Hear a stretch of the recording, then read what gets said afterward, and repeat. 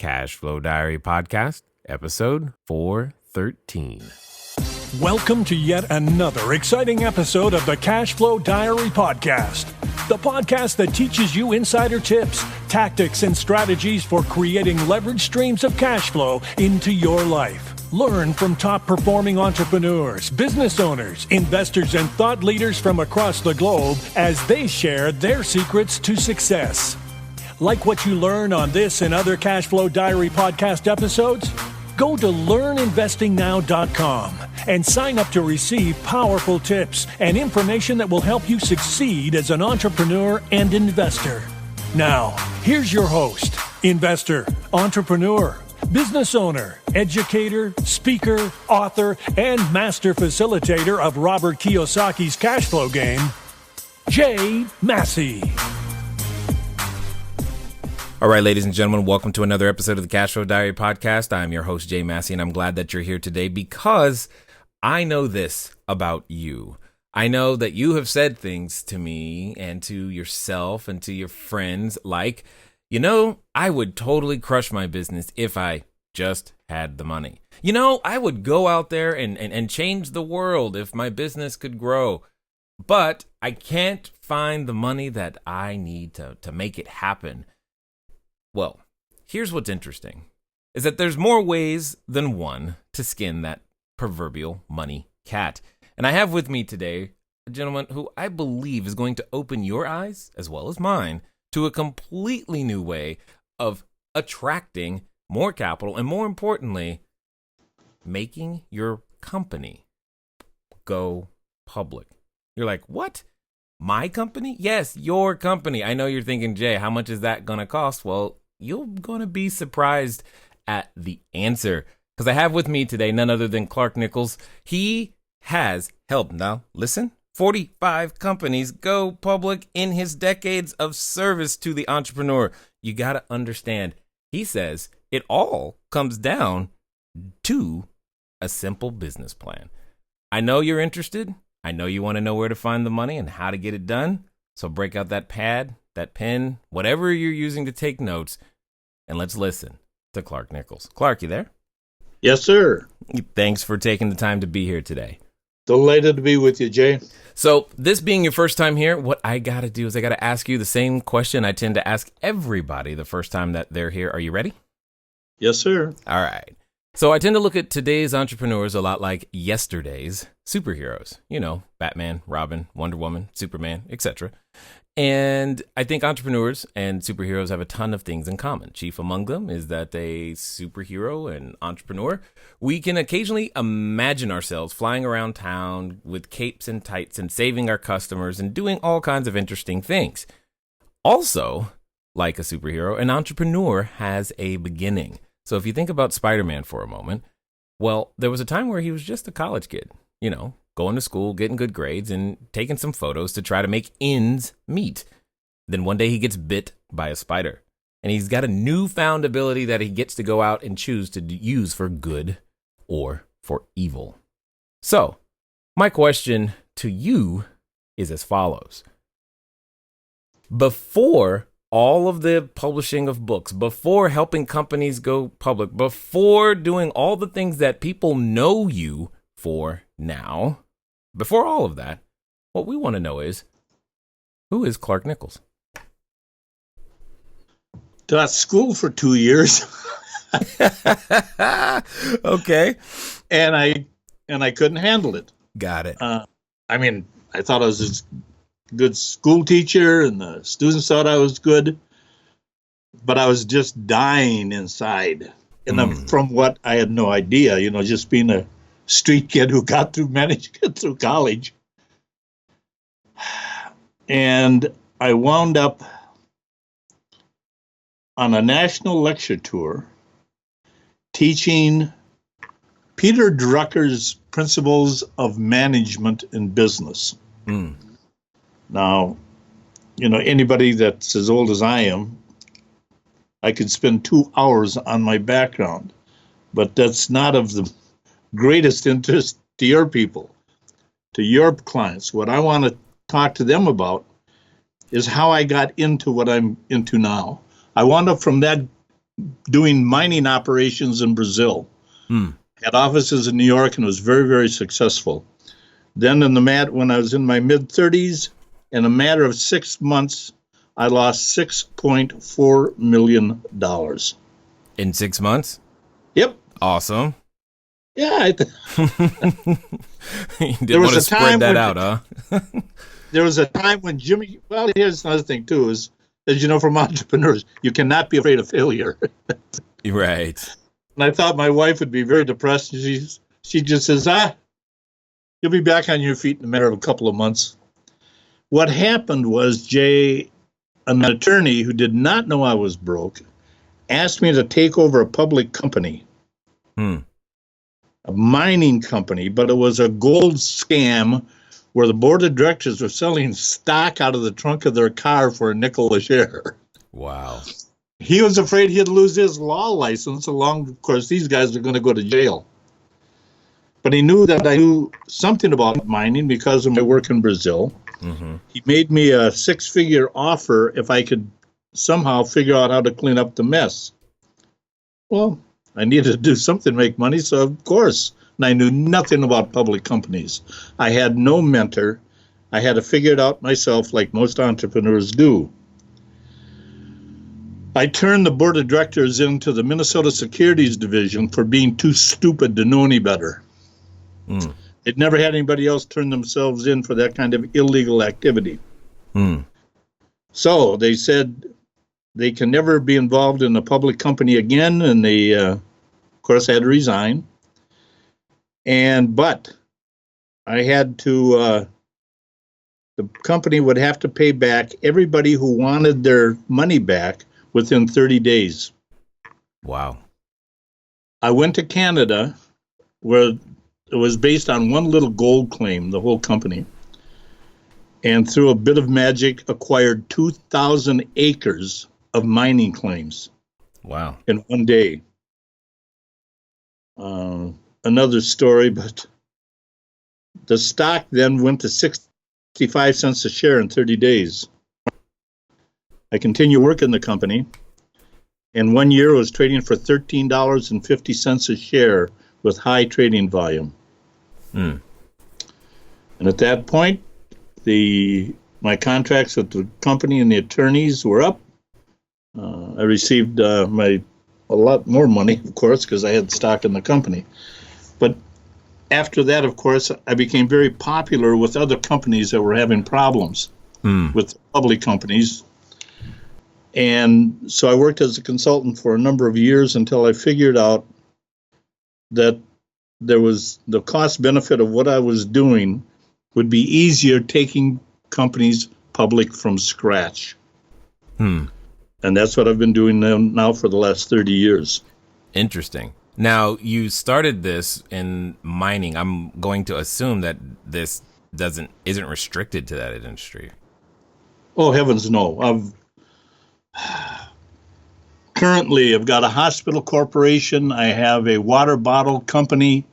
I have assisted living, a company called Healthcare, which is going public, a sleep apnea company. So, no, it makes no difference. Got it. Well, I know that a number of the people that are listening, they may not actually have a quote unquote company yet, may not even be in terms of, revenue generating any at the moment, or that famous term of we're pre-revenue right now, which I always find is funny. But so how can someone in that position actually begin to utilize some of the techniques that you're talking about without like ending up a minority owner or just giving up everything that they've already started working for?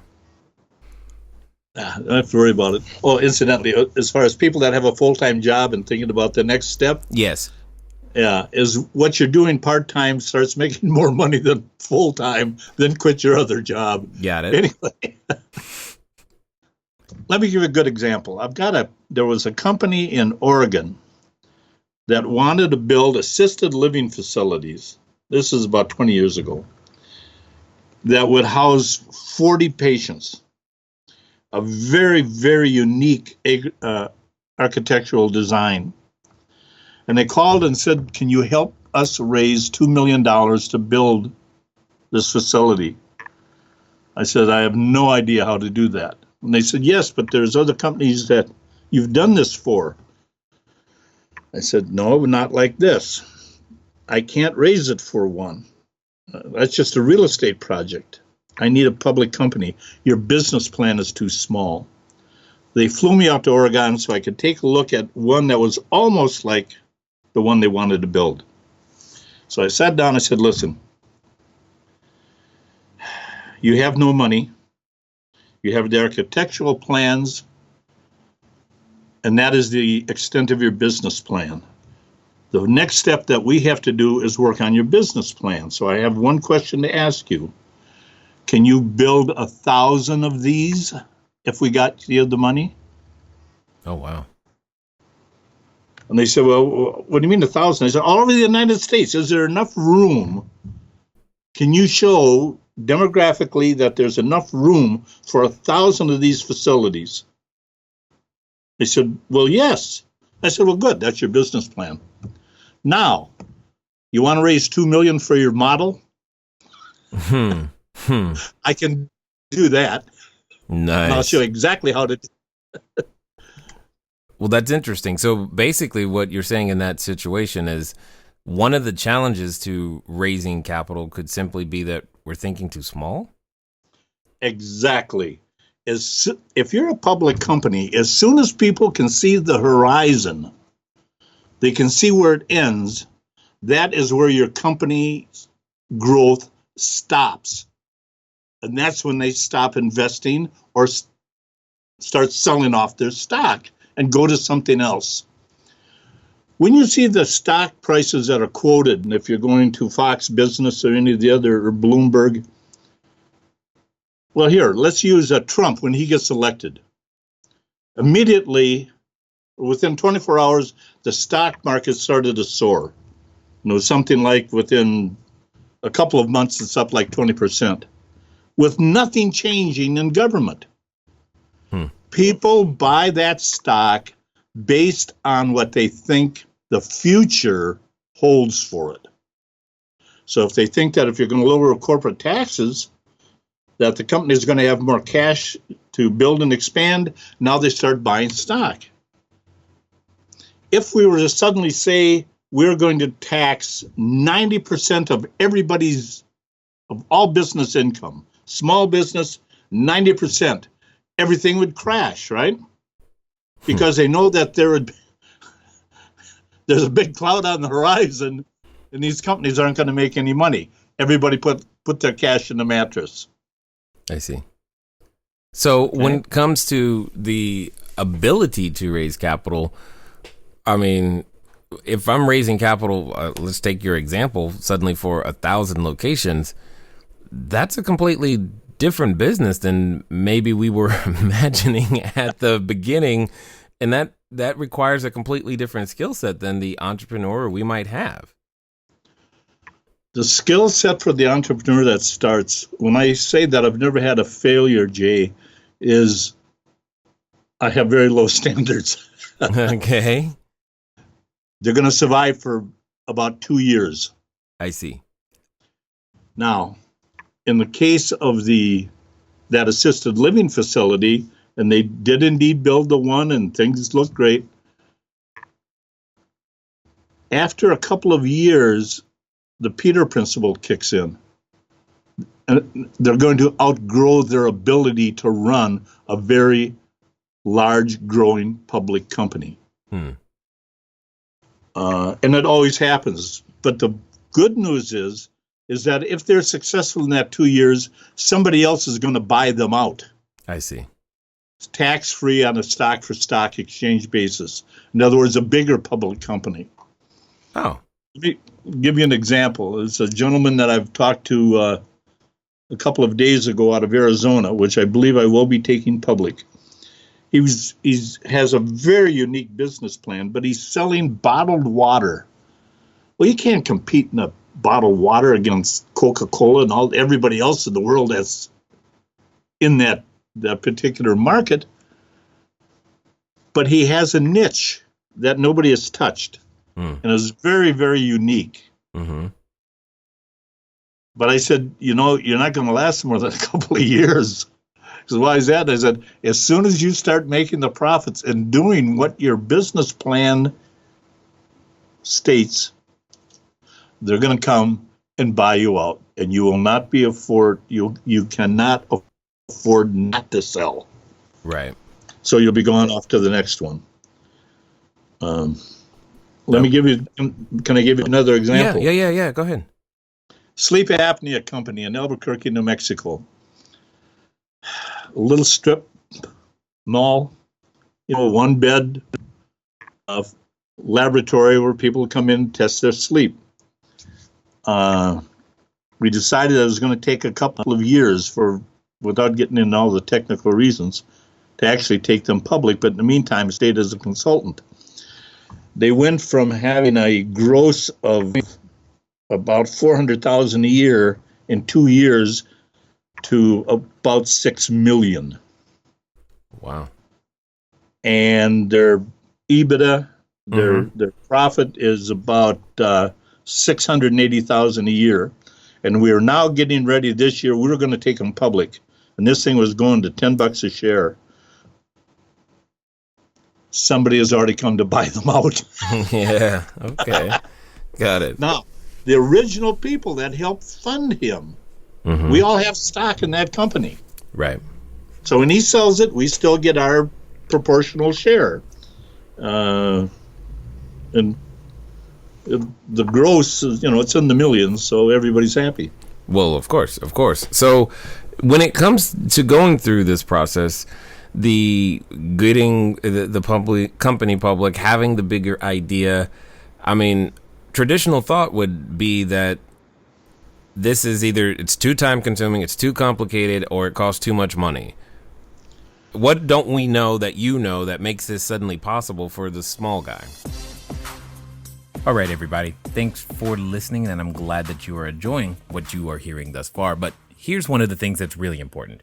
One of the most important things that you can do is get started. One of the things that I've said before, and I say again, once you get started, stay started. But more importantly, there can be lots of roadblocks to getting started. So what we're going to do is we're going to remove one of those roadblocks for you and make it a little bit easier. Because the thing that I don't want to stop you is thinking, do I need a local number? How about a long distance number? Or should it be 800? How on earth am I going to make that happen so that people can contact me as I'm out there building my business, making my cash flow grow? But most importantly, understanding that it doesn't have to be difficult.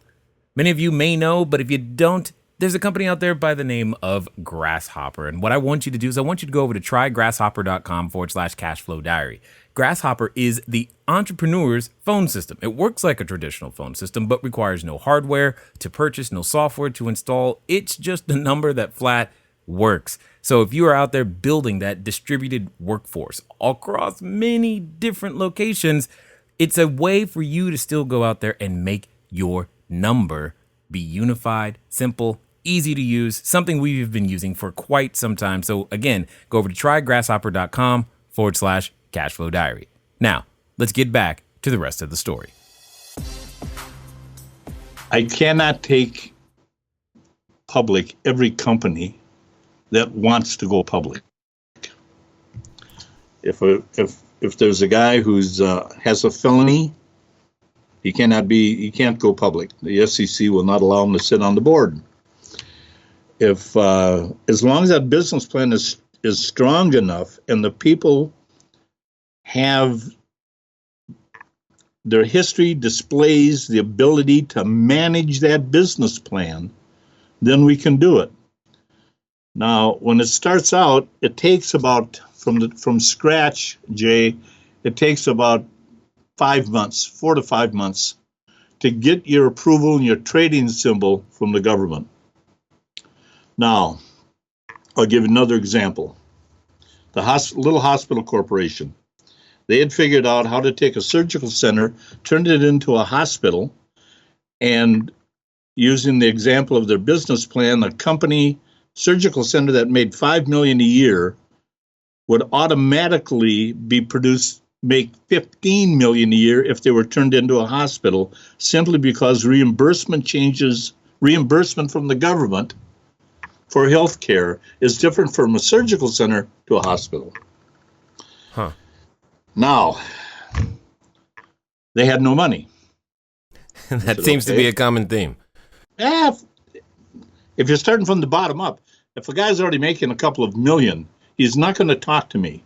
He's going to go to a $500 an hour attorney or a big brokerage firm, and he's going to spend $1.5 million to get him public. That's another story.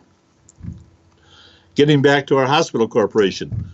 So these hospital administrators said, but we don't have any money, but we have all the license procedures and we can pull this off. Great business plan.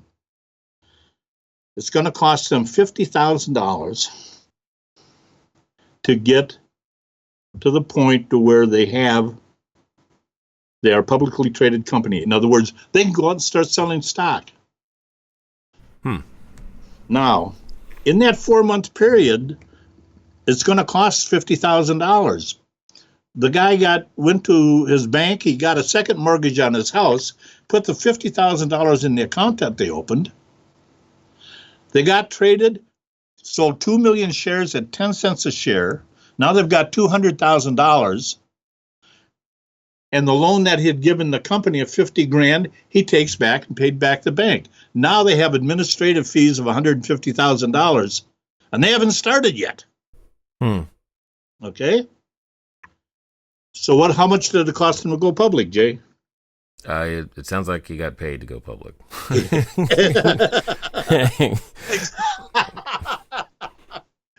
You're right. Got it. Got $150,000 in the account. Now we start building the company out. Interesting. Okay. So the thing is, go ahead. No. Go ahead.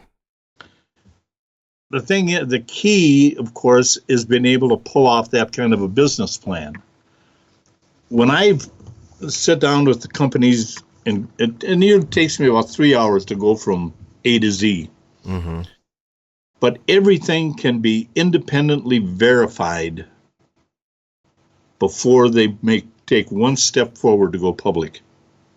Everything's available on their computer. Nobody can lie, cheat, or steal at any level of this. People in business, everybody will run into somebody who will go back on their word or do something wrong. You do that in a public company, you're going to jail. Okay? Nobody can lie, cheat, and steal, and that includes me. But they don't have to worry because everything can be independently verified. Mm-hmm. If I tell you, if you do this with your company is going to trade in 12 months for $15 a share. I can prove it before they start. Got it. Okay. Now, in the process, though, one of the things that, at least that crosses my mind is it's no longer my company. Like, why? Good question. Because what you've done is you've given up equity. Mm-hmm. You've given up some future equity. Let's say, when we start out with the company, let's say that the insiders, the president of the company or who's ever starting, will have 20 million shares. Okay. Now he sells to get that first $200,000 at 10 cents a share. He sold 10% of the company. Right. So he's given up. He's given up that kind of equity. But the point is he will never lose control of that company, because when we set it up, his stock will be the only voting stock. I see. Now, I can remember years and years ago, Rockefeller owned one of the richest men in the United States out of New York, and had the big bank, and he'd pull up every morning in a limousine, and they'd let him out, and he'd go in, and he's worth all the money. He owned 5% of the bank. But his was the only voting stock.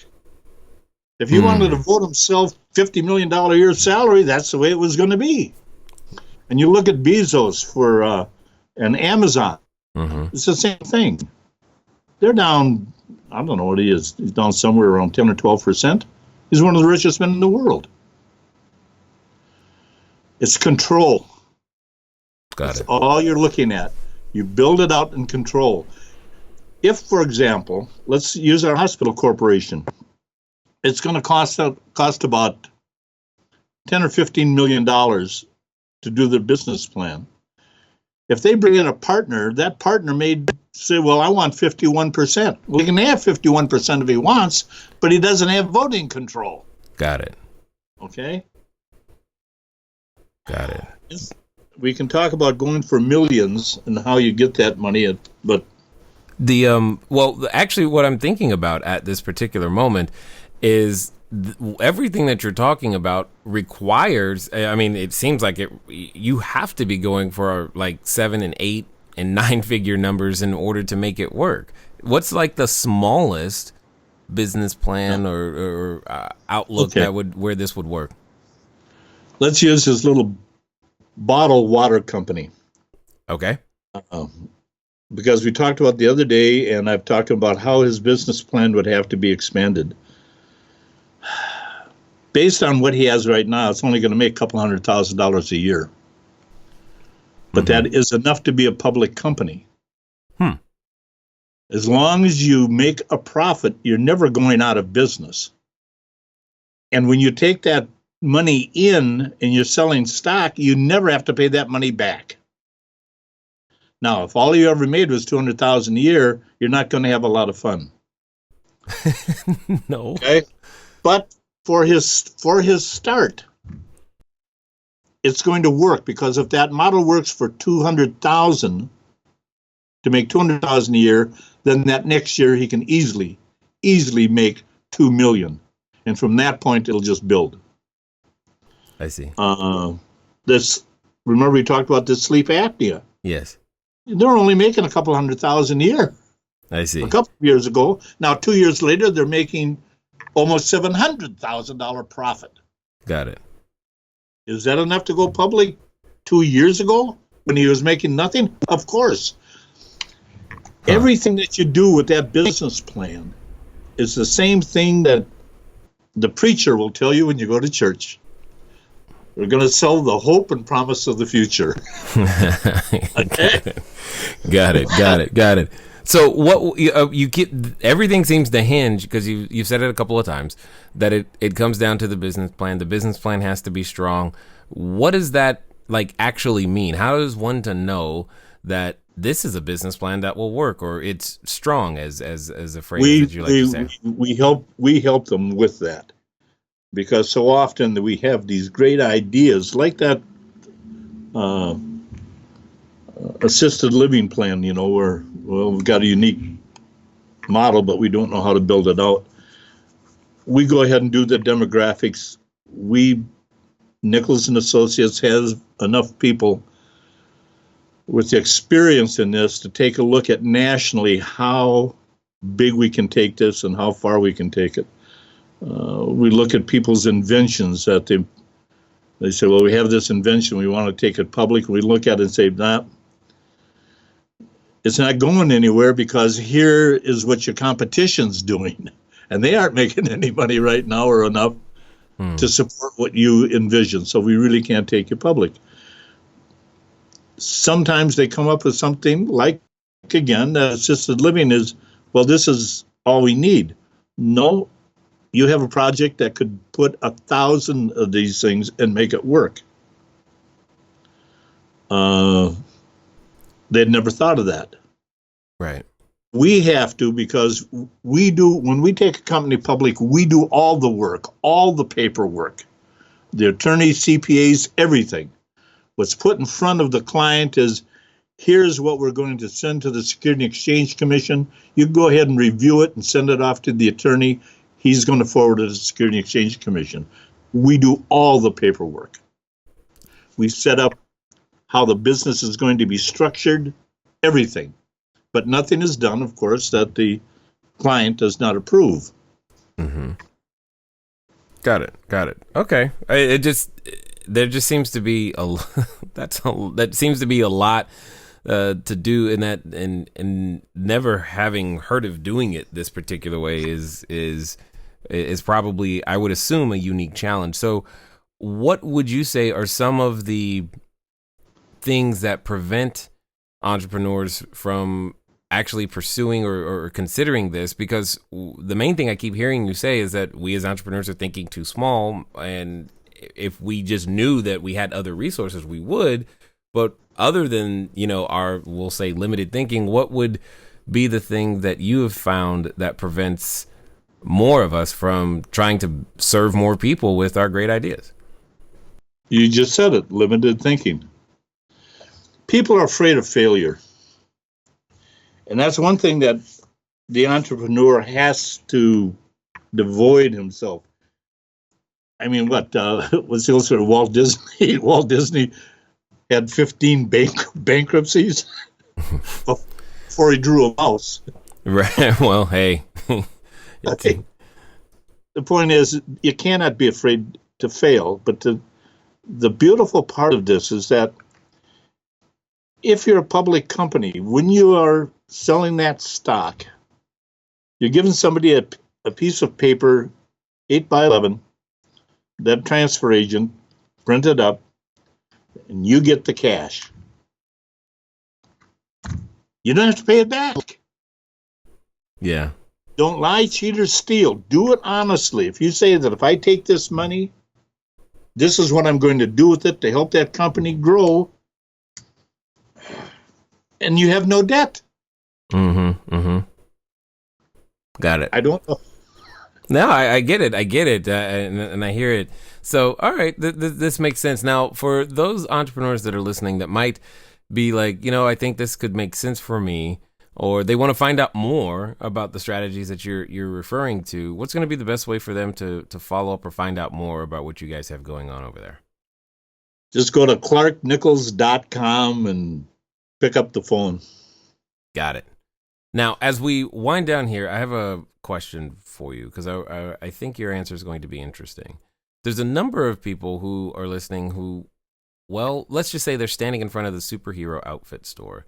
And what it comes down to is, in the back of their mind, they think they're ready, but they still have that voice that tends to accompany all of us from time to time, anytime we want to do something great. And it says things like what we can't do, and it reminds us of who we're not, and all of those types of things.